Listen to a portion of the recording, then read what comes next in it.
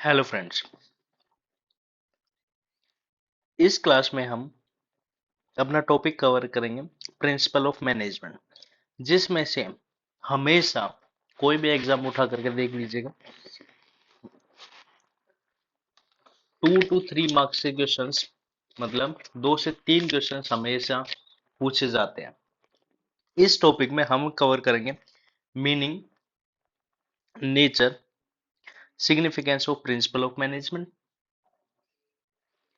Tailors principle and techniques of scientific management, fields general principle and management.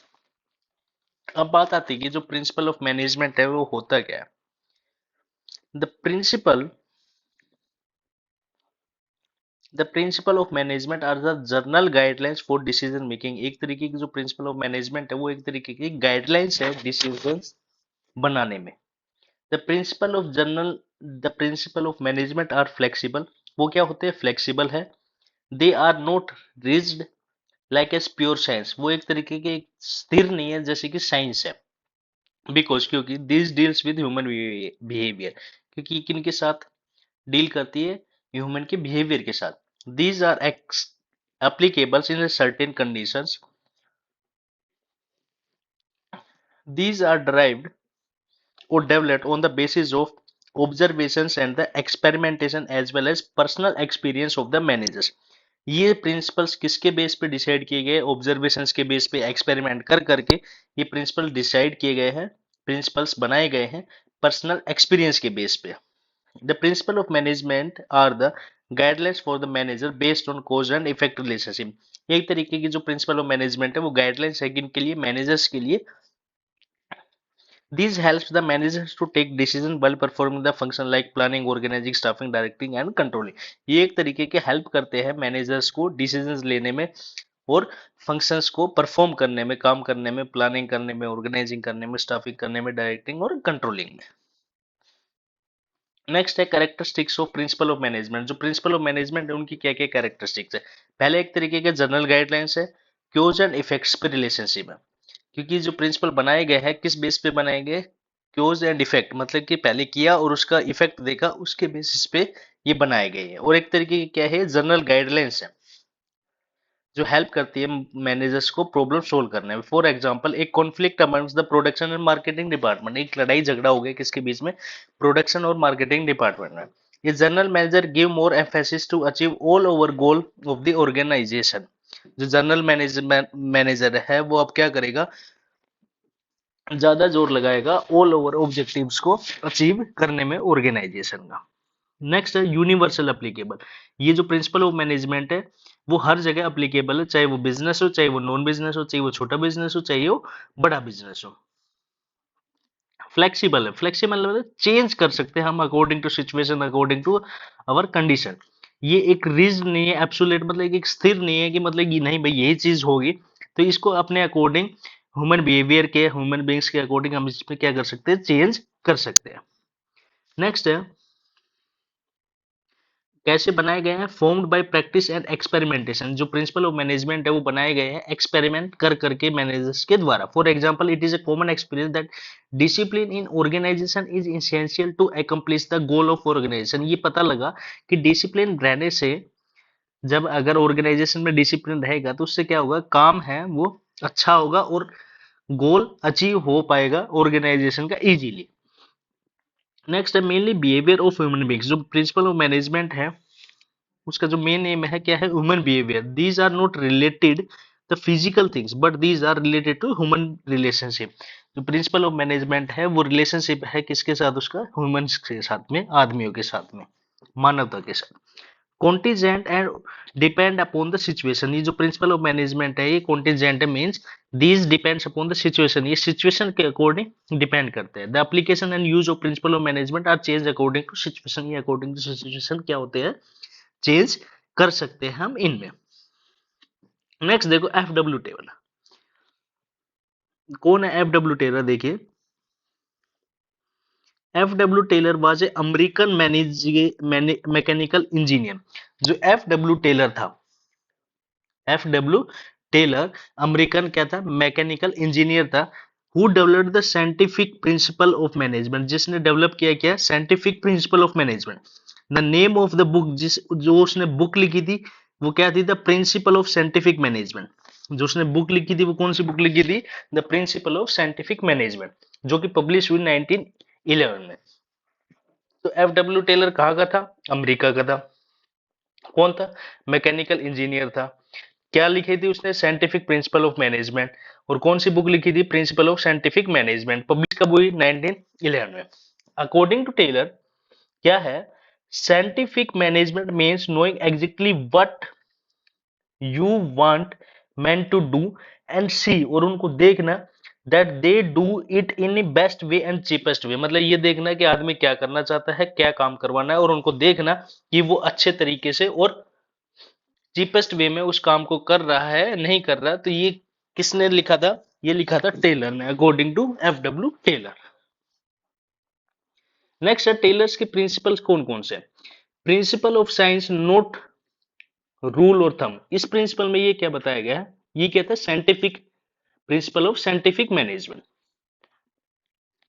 क्या बताया गया, Taylor ने ये बताया, suggest that there should be best method to maximise the efficiency. एक अच्छे काम करने का तरीके से हम ज्यादा से ज्यादा काम कर सकते हैं। So before starting the work, काम करने से पहले it should be properly analysis, ये हमें एनालिसिस कर लेना चाहिए, एंड स्टडी, ध्यान लगा लेना चाहिए। क्या, he said that the traditional method of production, जो पुराने टाइम में जो प्रोडक्शन का मेथड यूज किया जाता है, शुड नॉट बी यूज, और उनको यूज नहीं करना है। Only scientific method of the production should be use. जो न्यू टेक्नोलॉजी, जो साइंटिफिक मेथड है, उनको काम करने में हमें यूज करना चाहिए। ये किसने बताया था, टेलर्स की प्रिंसिपल ने, principle of scientific management. Next है हमारा principle of harmony not discord. तो Taylor emphasis that there should be harmony between the management and workers, both should realise that they are important to each other. मतलब कि एक दूसरे पे क्या है, निर्भर है, दोनों को ये पता होना चाहिए कि मेरे बगैर वो नहीं है और उसके बगैर हम नहीं है। They should serve each other, दोनों आपस में एक दूसरे के लिए क्या करने चाहिए, काम करने चाहिए। Management should share the profit amongst the worker and also, जो मैनेजमेंट है उसको जो प्रॉफिट है वो वर्कर्स के बीच में भी क्या करना चाहिए, बांटना चाहिए। And also worker should work hard for the organisation, और वर्कर्स को भी ज्यादा से ज्यादा काम करना चाहिए, किसके लिए, ऑर्गेनाइजेशन के लिए। To increase the profit, profit को बढ़ाने के लिए। For the organisation both should have positive thinking, अगर दोनों के मतलब जो काम करने वाला है और ऑर्गेनाइजेशन के बीच में दोनों में पॉजिटिव थिंकिंग होनी चाहिए, दोनों के बीच में। It is called mental revolution, और उसको हम क्या बोलते हैं, मेंटल रिवोल्यूशन भी बोला जाता है। नेक्स्ट है principle of core cooperation and not individualism. तो इसमें बताया गया है, it is an extension of principle of harmony not discord. ये एक तरीके का एक्सटेंशन है किसका, principle of harmony not discord का। Taylor says that there should be cooperation between the management and the workers, management के बीच में और वर्कर्स के बीच में क्या होना चाहिए, कोऑपरेशन होना चाहिए। Management should welcome their the workers to suggestion and they should be reward to their suggestion. Management को जो उनके काम करने का तरीका है या सजेशंस को वेलकम करना चाहिए, और उनको बदले में क्या देना चाहिए, रिवार्ड देना चाहिए सजेशंस के बदले। The suggestions of workers should be kept in the mind while the taking the important decision of the managers in the meeting. जब भी मीटिंग ले रहे हैं उस टाइम पे उनके जो सजेशंस दिए हैं उनको ध्यान में रखना चाहिए। There should be an equal division of work and responsibility between the workers and management, और जो वर्कर्स और मैनेजमेंट के बीच में है काम को इक्वल डिस्ट्रीब्यूट करना चाहिए। ये नहीं कि सारा का सारा काम किस पे थोप दिया, वर्कर्स के ऊपर डाल दिया। Management should take care of the needs of the employ, जो मैनेजमेंट है उनको ध्यान रखना चाहिए कि एम्प्लॉयज की नीड कौन कौन सी है। along with the management the workers also should give their help for the smooth working of the organization, और वर्कर्स को भी ये ध्यान में रखना चाहिए कि ऑर्गेनाइजेशन में अच्छे से काम करे, स्मूथली काम करना चाहिए। नेक्स्ट है हमारा principle of development of each and every person to his greatest efficiency and prosperity. तो the efficiency of business depends upon the efficiency of the worker. जो बिजनेस की एफिशिएंसी है, बिजनेस की क्षमता है, वो किस पे डिपेंड करती है, वर्कर्स की क्षमता पे। So management should provide proper training to the workers to increase the efficient of the workers to produce more and more. तो इसलिए वर्कर्स को अच्छी ट्रेनिंग देनी चाहिए ताकि वो ज्यादा से ज्यादा काम अच्छे वे में करे, ताकि ज्यादा से ज्यादा क्या हो, प्रोडक्शन हो। It will ensure that the efficiency and prosperity for the both workers and company. तो ये ध्यान में रहना चाहिए, इंश्योर ये दिलाता है कि जो एफिशिएंसी है वो डिपेंड करती है वर्कर्स और कंपनी के ऊपर ही। नेक्स्ट है टेक्निक्स ऑफ, ये थे हमारे क्या थे, प्रिंसिपल ऑफ साइंटिफिक मैनेजमेंट। अब है टेक्निक्स ऑफ साइंटिफिक मैनेजमेंट। वो थे प्रिंसिपल्स ऑफ साइंटिफिक मैनेजमेंट, ये है टेक्निक्स। पहला है हमारा फंक्शनल फॉर्मेशन। फंक्शनल फॉर्मेशन में क्या बताया गया, Taylor suggest that the worker foreman is very complex. ये बताया जो टेलर ने, क्या वर्कर फोरमैन है वेरी कॉम्प्लेक्स है, क्योंकि he is the lowest ranking manager and the highest ranking worker. जो फोरमैनशिप है वो क्या है, लोएस्ट रैंक है, लो लेवल ऑफ मैनेजमेंट है, लेकिन हाईएस्ट रैंकिंग वर्कर्स है। He has to perform many activities, उसको बहुत सारा काम करना पड़ता है, like planning for workers job, maintaining discipline भी amongst the workers at the working place, providing the good working condition for the workers, to keep records, time spend by the workers under his charge. तो मतलब बहुत सारे काम करने पड़ते हैं। It is very difficult to for one supervisor, ये बहुत मुश्किल है एक ही आदमी उस काम को करे। सो टेलर ने क्या बोला है, suggest that divide the work of foreman into 8 specialist. तो इसलिए बोला है कि जो फोरमैन का काम है उसको 8 स्पेशलिस्ट में क्या कर देना है, डिवाइड कर देना है, और 2 डिपार्टमेंट में, 8 स्पेशलिस्ट और 2 डिपार्टमेंट्स में। तो ये किसने बताया, फंक्शनल फोरमैनशिप में। Example planning and production, each department ensure 4 specialist. 2 department में हमने डिवाइड कर दिया, प्लानिंग और प्रोडक्शन में, और हर डिपार्टमेंट में 4 स्पेशलिस्ट डाल दिए। प्लानिंग डिपार्टमेंट इंक्लूड्स, प्लानिंग में कौन कौन से, इंस्ट्रक्शन, कार्ड क्लर्क, क्या डाला, इंस्ट्रक्शन या card clerk for drafting the instruction for the worker, route clerk to specify the route of production, time and cost clerk to prepare time and cost sheet, disciplinary to ensure the discipline amongst the worker. Under the production department includes gang boss. तो production department में क्या डाला, gang boss for keeping view the machine and tools ready for the operation, कौन काम करेगा, gang boss. Speed boss to ensure the timely and accurate completion of job, time पे काम करना किसका काम है, स्पीडी बॉस का। रिपेयर बॉस बना दिया to ensure proper working condition of the machine and tool, machine को अच्छे तरीके से रखना, टूल्स को रेडी रखना। Inspector to check the quality of work done by the workers, काम करने को देखना कि अच्छे से काम कर रहे हैं नहीं कर रहे, वो किसका काम है, इंस्पेक्टर का। इट ब्रिंग्स द स्पेशलाइजेशन, ये क्या करेगा, स्पेशलाइजेशन लेकर के आएगा वर्क में। Each worker gate order from 8 foreman, her worker order मिलेगा किसको, 8 फोरमैन से। The principle of unity of command is not followed, और इस प्रिंसिपल में क्या है, प्रिंसिपल ऑफ यूनिटी फॉलो नहीं की गई है। तो देखो प्लानिंग डिपार्टमेंट, प्रोडक्शन डिपार्टमेंट, तो प्रोडक्शन डिपार्टमेंट में इंस्ट्रक्शन कार्ड क्लर्क क्या देगा, इंस्ट्रक्शन देगा किसको, वर्कर को। रूट क्लर्क है, स्पेसिफाई करेगा रूट काम करने के लिए। Time and cost clerk prepare करेगा कॉस्ट शीट। डिसिप्लिनरी डिसिप्लिन देखेगा। इसमें होगा गैंग बॉस, मशीन और टूल्स को रेडी रखेगा। स्पीड बॉस जल्दी काम करवाएगा। रिपेयर बॉस मशीन और वर्किंग कंडीशन अच्छे से रखेगा। Inspector check the quality of worker. Next है standardisation and simplification of work. Simplification Taylor's बताता suggest that the complex work should be divided into parts, जो कॉम्प्लेक्स मुश्किल काम है उसको पार्ट्स में बांट देना चाहिए। It makes simplification of work, इससे क्या होगा, काम आसान बन जाएगा। It results in saving the cost of labour, इससे क्या होगी, कॉस्ट ऑफ लेबर बचेगी। Machine and tools helps to increase the production, इससे क्या होगा, प्रोडक्शन में बढ़ोतरी होगी। स्टैंडर्डाइजेशन मतलब क्या होता है, it refers the process of setting the standards to for every business, हर बिजनेस के लिए एक स्टैंडर्ड क्या कर देना, सेट कर देना। For increasing the production in the industry, raw materials, time, product, machine methods and working condition should be standardise, क्या हो जाना चाहिए, स्टैंडर्डाइज होना चाहिए। ऑब्जेक्टिव क्या है, to establish standard excellence, excellence and quality in material, to establish standard for performing of man and machine, to establish interchangeability of manufacturing and parts of product। तो ये किसका काम है, standardisation and simplification of work का। Next है method study. क्या है method study, क्या होती है मेथड स्टडी, मेथड स्टडी का बताया refers to find out the best way of doing the job, मतलब कि अच्छा तरीका देखना काम को करने का। There are many method for doing the job, बहुत सारे तरीके काम को करने के, for purchasing of raw material to the till final product is delivered to the customer. मतलब कि काम करने के बहुत सारे तरीके हैं, और कब से स्टार्ट हो जाते हैं, रॉ मटेरियल खरीदने से लेकर के प्रोडक्ट तैयार होगा और कस्टमर तक पहुंचाने तक। Every activity is the part of the method study, her activity क्या है, पार्ट है किसकी, मेथड स्टडी की। Management should find out the best way of completing the job, management को ये देखना चाहिए कि कौन से मेथड से हमें काम करना चाहिए। तो ऑब्जेक्टिव क्या है इसके, minimise the cost production, improve the quality of product and satisfaction of customer. Next है मोशन स्टडी। मोशन स्टडी क्या बताता है,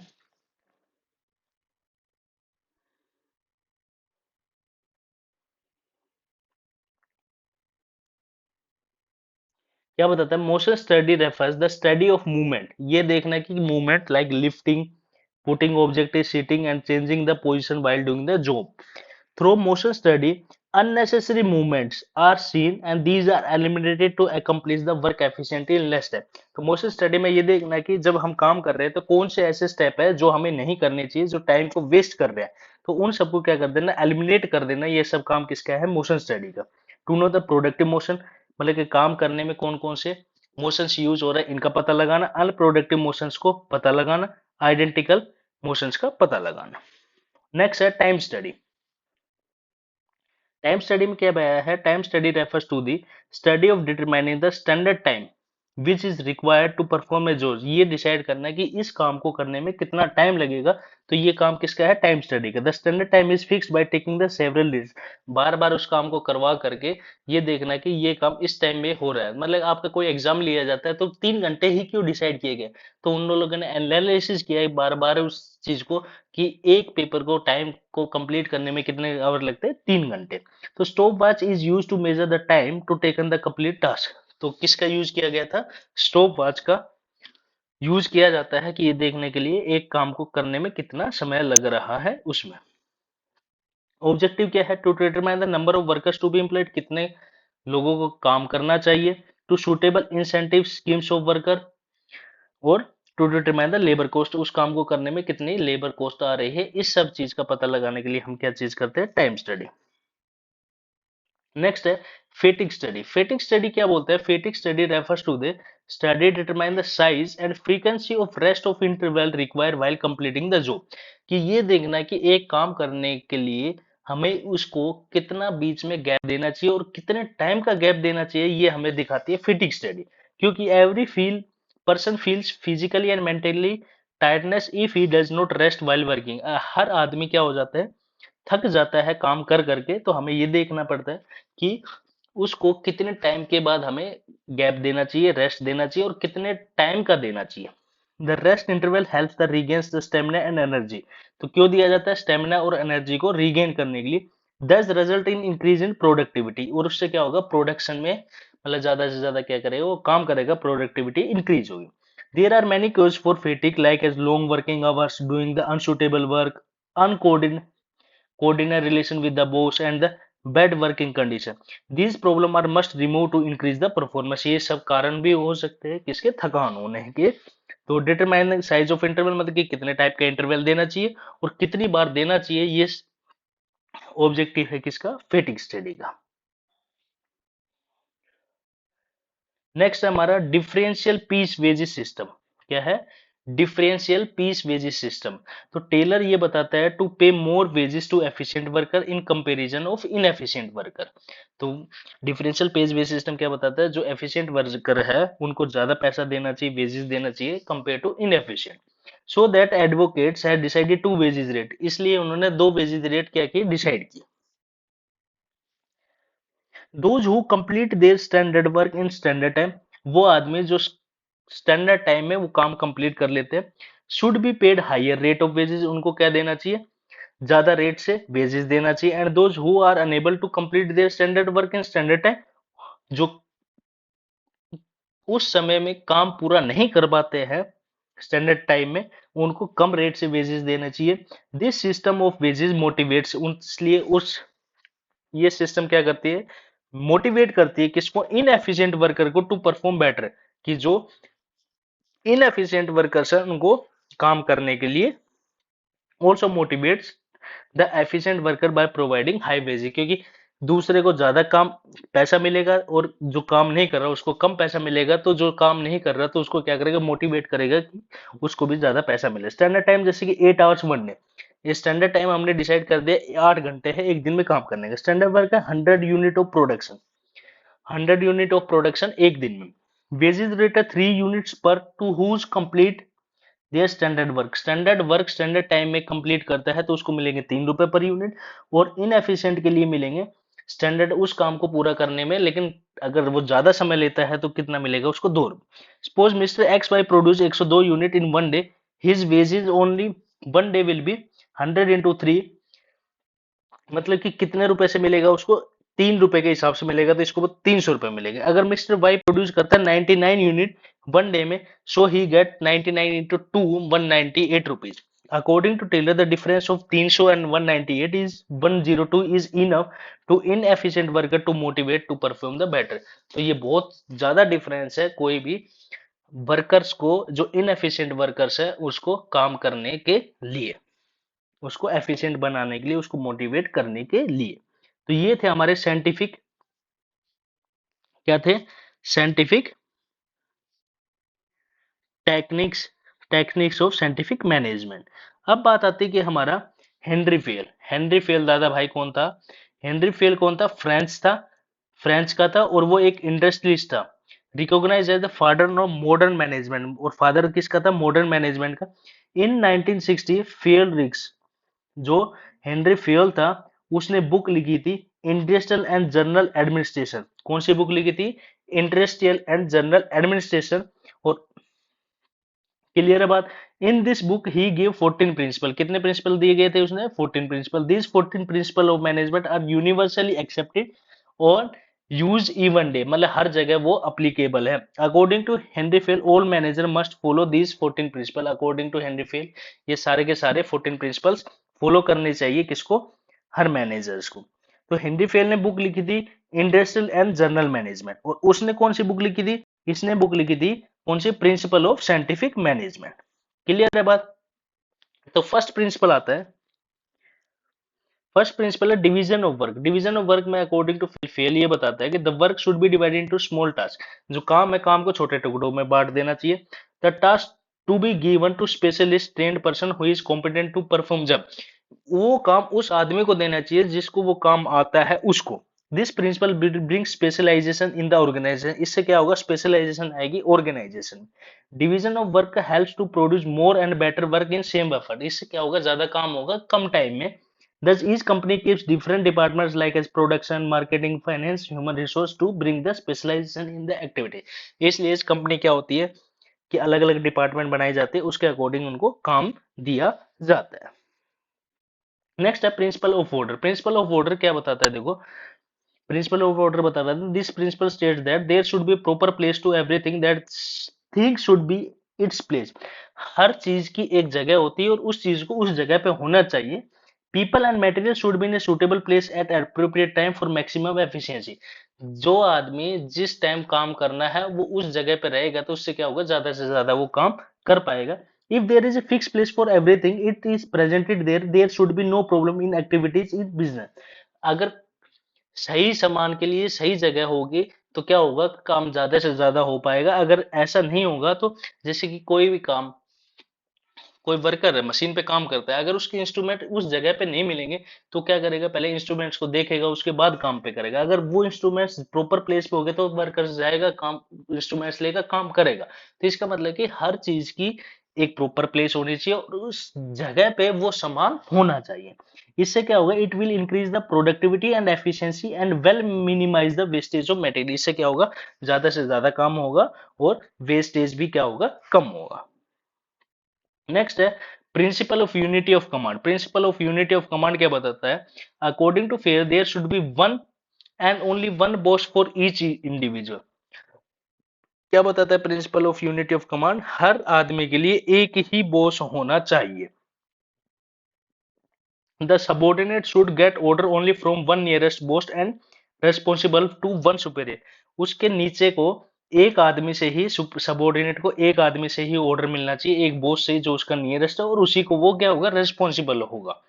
if a subordinate get order from the more than boss, in this case subordinate will confuse the regarding whose work is more important। अगर उसको ज्यादा से ज्यादा क्या मिलेगा, ज्यादा बॉसों से इंस्ट्रक्शंस मिलेंगे, तो वो कंफ्यूज हो जाएगा कौन से का काम इंपॉर्टेंट है, कौन से का नहीं है, तो वो काम नहीं कर पाएगा। दिस प्रिंसिपल प्रिवेंट्स, इसलिए ये प्रिंसिपल किससे बचाता है, confusion regarding the task to be done. So dual subordination should be avoided, इसलिए बताया गया है कि हर आदमी के एक ही बॉस होना चाहिए। एक से ज्यादा अगर बॉस होगा तो वो कंफ्यूज हो जाएगा किसका काम ज्यादा जल्दी करना है, किसका बाद में करना है। तो ये प्रिंसिपल हमें बचाता है किससे, ड्यूअल सबऑर्डिनेशन से।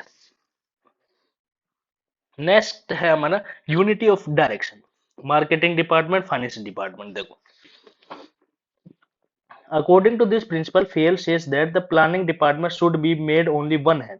अगर जो प्लानिंग डिपार्टमेंट है उसका हेड क्या होना चाहिए, एक होना चाहिए उस डिपार्टमेंट का। So each group which have the same objective, हर वो ग्रुप जिसका ऑब्जेक्टिव सेम है उसका कितना हेड होना चाहिए, वन हेड वन प्लान। तो ये कौन बताता है, unity of direction. For example, company is manufacturing motorcycle as well as car, then the company should have different department for the both motor car, और कार के लिए अलग अलग डिपार्टमेंट होना चाहिए, कार के लिए भी और मोटरसाइकिल के लिए। Each department should have one own incharge own plans, plan should be made by their respective incharge. उसके क्या होना चाहिए, कार वाले का अलग हेड होना चाहिए, मोटरसाइकिल वाले का अलग हेड होना चाहिए, और उसके अकॉर्डिंग उसको प्लान करना चाहिए और काम करवाना चाहिए। इससे दिस प्रिंसिपल हेल्प्स, इससे क्या कौन सा प्रिंसिपल बचाता है, ओवरलैपिंग ऑफ एक्टिविटीज। इससे क्या होगा कि ओवरलैपिंग ऑफ एक्टिविटीज में हेल्प मिलती है किससे, यूनिटी ऑफ डायरेक्शन से। नेक्स्ट है यूनिटी ऑफ कमांड में और यूनिटी ऑफ डायरेक्शन में क्या क्या डिफरेंस देखिए।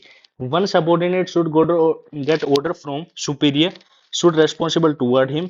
Each group has same objective, must have one head one plan to stop dual subordination, to stop overlapping activity. It affect only one employ, it affect whole organisation. Principle of equity, principle of equity क्या बताता है, Fayol says that every worker should be equal in the eye of manager. जो Fayol बताता है कि हर manager की नजरों में काम करने वाला वर्कर इक्वल होना चाहिए।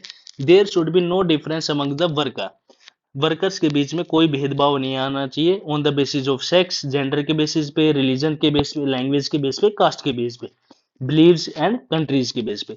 The manager should have uniform behave with all the worker, managers को हर वर्कर्स के साथ एक यूनिफॉर्म बिहेव, मतलब कि एक समान बिहेव करना चाहिए। All the person should be treated as fairly as possible, और जितना हो सके सभी के साथ फेयरली ट्रीट करना चाहिए। Equal opportunity should be given to everyone, और हर आदमी को इक्वल अपॉर्चुनिटी देनी चाहिए। ये प्रिंसिपल कौन बताता है, प्रिंसिपल ऑफ इक्विलिटी। नेक्स्ट है principle of stability of personal. तो ये क्या बताता है, according to this principle Fayol says that, Fayol ये बताता है should be selected and appointed by using correct procedure, कि जो आदमी है उसको सिलेक्ट करना चाहिए, अपॉइंट करना चाहिए करेक्ट प्रोसीजर के द्वारा। If once they are select then they should kept at their post और job for a minimum fix time period. और अगर वो आदमी सेलेक्ट कर लिया तो एक जॉब पे उसको एक मिनिमम टाइम पीरियड में उस पे काम करने के लिए उसको टाइम देना चाहिए, जिस पोस्ट के लिए वो सेलेक्ट किया है उस चीज के लिए। They should be given reasonable time to show their result, उसको प्रॉपर टाइम देना चाहिए वो अपने आप को रिजल्ट देने के लिए। Their worker should not be change frequently, workers को बार बार चेंज नहीं करना चाहिए। मतलब ये नहीं कि अगर एक आदमी आज उस पोस्ट के लिए रखा तो उस आदमी को दूसरे पोस्ट पे नेक्स्ट डे भेज दिया, नहीं, उसको प्रॉपर टाइम देना चाहिए अपना रिजल्ट दिखाने के लिए। Employ turnover can be minimised और training cost can be reduced by the stability in tenure of personal. तो इससे क्या होगा, जो एम्प्लॉय की टर्नओवर है कैन बी मिनिमाइज्ड, कम की जा सकती है, और जो ट्रेनिंग कॉस्ट है वो क्या हो जाएगी, कम हो जाएगी, अगर एक आदमी ज्यादा टाइम तक एक ही पोस्ट पे रहता है तब उस केस में। नेक्स्ट है हमारा principle of discipline. Principle of discipline क्या बताता है,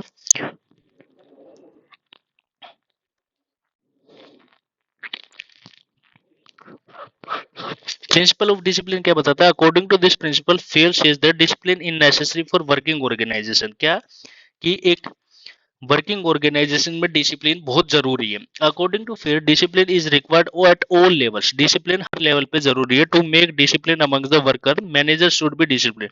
वर्कर्स को अगर डिसिप्लिन में रखना है तो मैनेजर को डिसिप्लिन में होना चाहिए।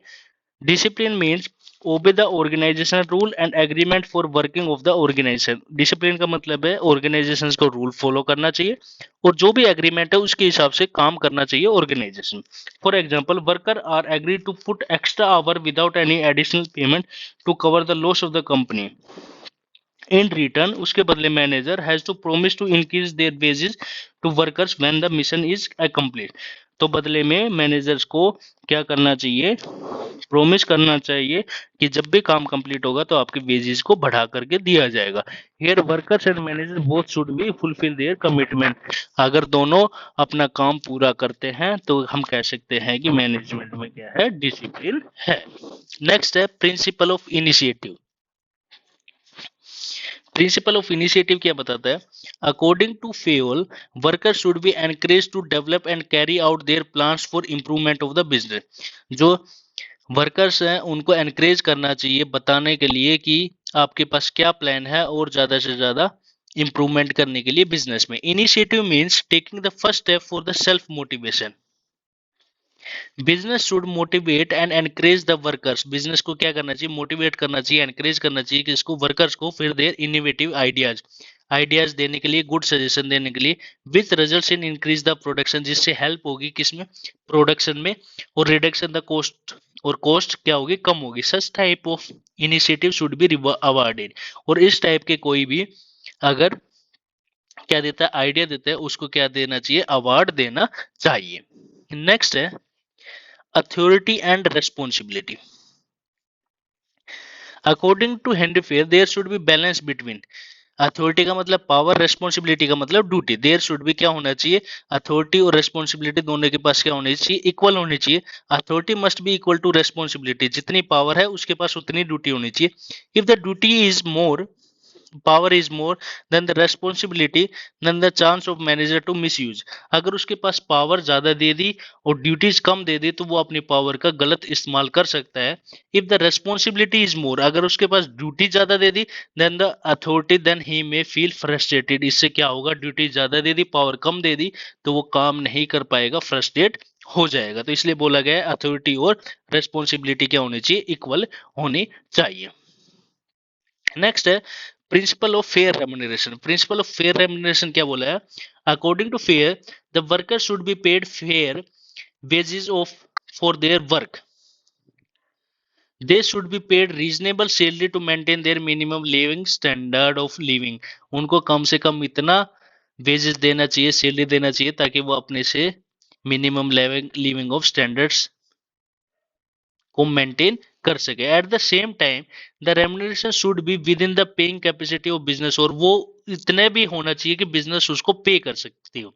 The pay and compensation should be according to the work. और इतना देना चाहिए जितना उसने काम किया है उसके अकॉर्डिंग दोनों को बराबर रखना चाहिए। नेक्स्ट है principle of scalar chain. Principle of scalar chain क्या बताता है, the formal line of authority from the highest to the lower level is known as the scalar chain. मतलब कि एक तरीके की क्या है, फॉर्मल लाइन है किसके बीच में, हाईएस्ट एंड लोअर रैंक के बीच में। According to fair of organization should have a chain of authority and communication that runs from top of to bottom. एक चेन ऑफ अथॉरिटी है कम्युनिकेशन करने की, कहां से, टॉप से बॉटम तक। And should be followed by manager and subordinate. और follow करनी चाहिए किसको, मैनेजर्स के द्वारा फॉलो की जाती है और सबऑर्डिनेट्स को। In normal situation this chain of formal communication should not be violated. और इसको तोड़ना नहीं चाहिए नॉर्मल सिचुएशन में। However in there is emergency, अगर कोई इमरजेंसी है, then the chain can be violated and the workers can contact with the higher authority. और वर्कर्स क्या कर सकता है, इसको तोड़ करके अपनी हायर अथॉरिटी से क्या कर सकते हैं, बात कर सकते हैं। Let us take a situation, एक सिचुएशन देखते हैं, where there are one head a, एक हेड है a, which has two lines of authority, जिसमें टू लाइंस ऑफ अथॉरिटी है, देख रहे होगे, जिसके नीचे बी सी डी ई है, एफ जी एच आई है, ठीक है। If D wants to communicate with H, अगर डी कम्युनिकेट करना चाहता है किसके साथ, एच के साथ, who is the same level of authority, then he has to follow the route. तो वो कैसे जाएगा, D C, C B, B B A F, F से जी, जी से एच, तब उसको फॉलो करना चाहिए due to the principle of scalar chain के according. If there is emergency, D can contact directly with H, अगर इमरजेंसी है तो डी डायरेक्टली कॉन्टेक्ट कर लेगा किसके साथ, एच के साथ। द शॉर्टेस्ट रूट, जो ये शॉर्टेस्ट रूट है कम्युनिकेशन का, उसको हम क्या बोलते हैं, गैंग प्लैंक, क्या बोलते हैं इसको, gang plank. It prevents the delay of communication, और ये हमें बचाता है किसे, डिले ऑफ कम्युनिकेशन से। नेक्स्ट है subordination of individual interest over the general interest.